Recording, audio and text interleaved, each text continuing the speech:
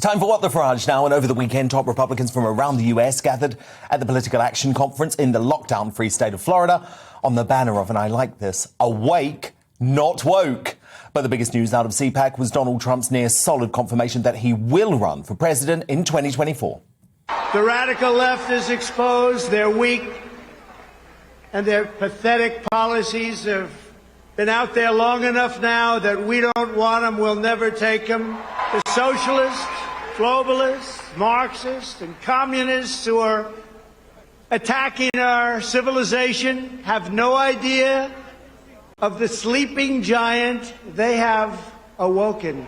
But they're going to find out the hard way starting on November 8th, and then again even more so on November 2024. We did it twice, and we'll do it again. We're going to be doing it again a third time. And we will all continue together to make America great again. Now, the informal straw poll on the last day of the conference only reaffirmed the former president's popularity. He glided to victory, with 59% of attendees saying they would vote for Trump if the election was held immediately, trumping other presidential hopefuls by a massive margin, with the Florida governor Ron DeSantis and also impressive potential candidate at 28%, Mike Pompeo at just 2%. Front and centre to the historic moment was our GBNews superstar Nigel Farage, who was attending CPAC, there he is, to give his own speech.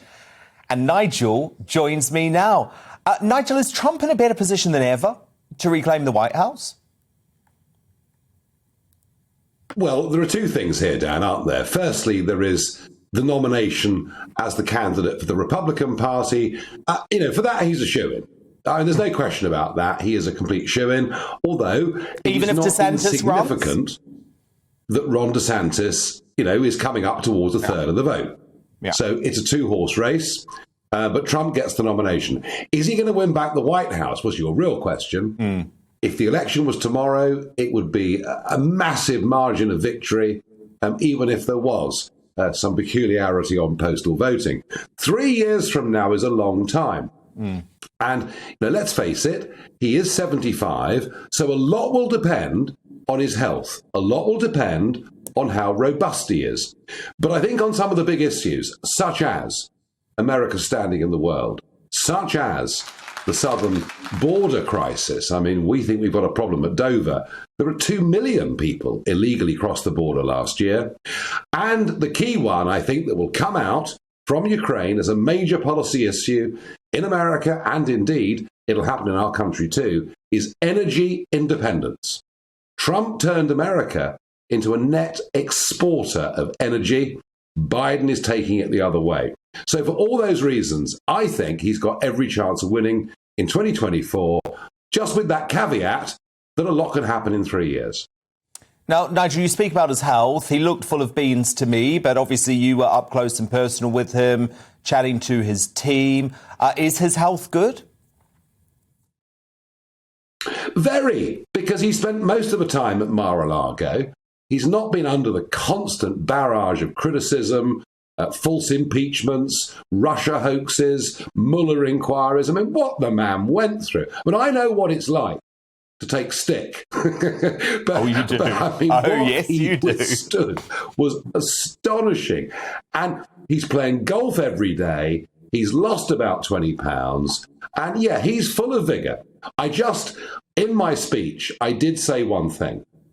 I did say, you can't look back at November the 3rd, 2020 and keep talking about a stolen election. You have to look forwards and become the party for electoral reform. And that means paper ballots, voter ID. Now, the stolen election had become something of an article of faith for Republican activists. But I think I managed to talk them round. And when Trump spoke, for the first time, he did not say stolen election. He said rigged system. And he started to talk really positively about the Republicans being the party that would reform elections, so that never again would a significant chunk of Americans question election integrity. So I like to think, Dan, that I played my role a little bit there at CPAC. And, all elections, when you think about it, are fought on positives and negatives. There are visions for the future. There are attacks on the opposition. I believe that what America will look for, given the, and I mentioned a few issues earlier. What about rising crime in America's cities? I mean, huge rises in crime, particularly where the police have been defunded as a result of BLM.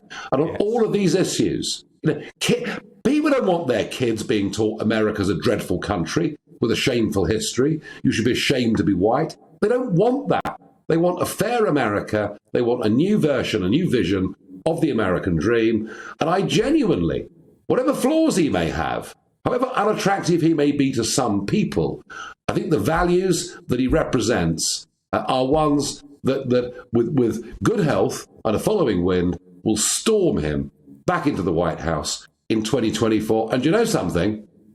We as a country will then have a president that likes us, as opposed to this man, Biden, who can't stand us.